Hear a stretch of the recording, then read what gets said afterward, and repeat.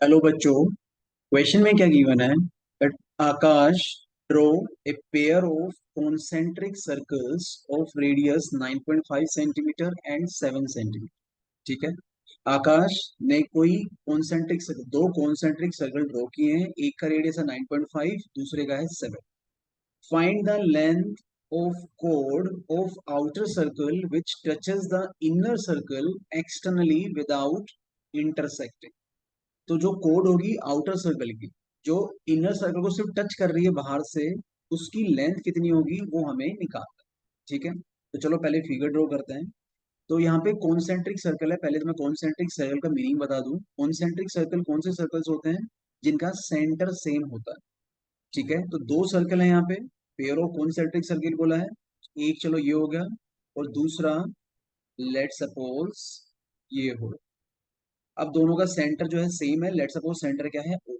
ठीक है, अब आगे क्या कह रहा है? एक का रेडियस 9.5, एक का 7। हमें निकालना है length of code of outer circle. Outer circle की कोड है, लेकिन इनर सर्कल को एक्सटर्नल टच करती है। तो चलो एक लाइन ड्रॉ करते हैं, कोड ड्रॉ करते हैं। ये होगी कोड आउटर सर्कल के लिए जो इनर सर्कल को टच कर रही है।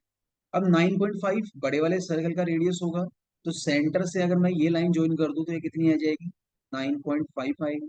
और ये वाली जो लेंथ होगी, ये इनर जो सर्कल है उसका रेडियस है, तो ये कितना आ जाएगा? 7 आ जाएगा।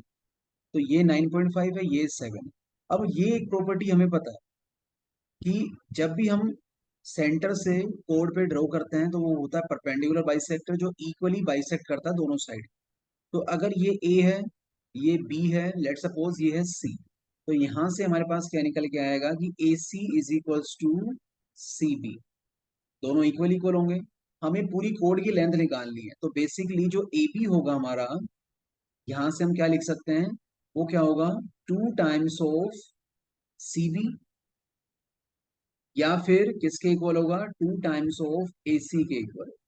ठीक है, अब पहले सी बी निकालने की कोशिश करते हैं। तो ट्राइंगल ओ सी बी, इस ट्राइंगल की बात करता हूं तो पाइथागोरस लगाएं। पाइथागोरस लगा सकते हैं। तो हाइपोटेन्यूज है 9.5, सो 9.5 का स्क्वायर इज इक्वल्स टू, एक तो बेस परपेंडिकुलर क्या आ गया? 7 का स्क्वायर, और बेस जो है वो क्या है हमारा? सी बी का स्क्वायर। ठीक है, तो यहां से देखो सी बी का स्क्वायर कितना हो जाएगा? ये हो जाएगा 9.5 का स्क्वायर माइनस 7 स्क्वायर। इसके बाद हम चाहें तो अगर मुझे स्क्वायर से याद है, आप डायरेक्टली स्क्वायर यूज करो 9.5 का, या फिर ए plus B A minus B भी कर सकते हैं, क्योंकि ये जो बन रहा है वो क्या बन रहा है? A square minus B square. तो अगर मैं इसे A plus B A minus B लिखूं तो क्या आएगा?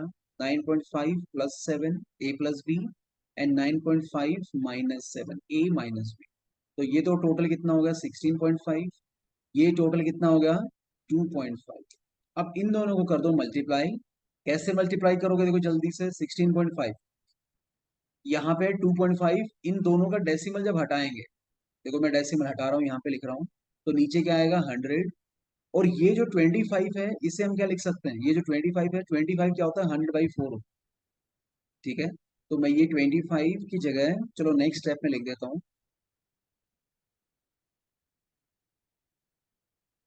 नेक्स्ट स्टेप में क्या हो जाएगा? यहाँ पे दोनों का डेसिमल हमने हटा दिया है,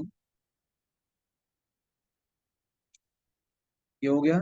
इसको हम क्या लिख सकते हैं? 165 इंटू, ये तो 1/100 था, 25 को मैंने क्या लिखा? 100/4 लिखा। तो 100 कैंसिल, 4 से इसको डिवाइड करो। पहले तो 4 आ गया, फिर 1, फिर 0.25 सेंटीमीटर। ठीक है, ये कितना है? 2.5 सेंटीमीटर।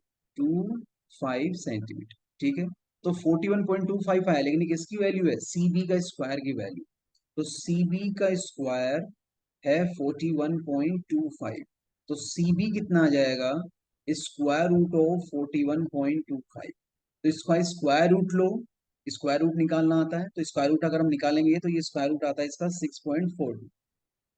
तो सी बी हमारा आ गया 6.42, लेकिन हमें कैलकुलेट करना क्या है? हमें कैलकुलेट करना है ए बी, और ए बी क्या है? 2 टाइम्स ऑफ सी बी।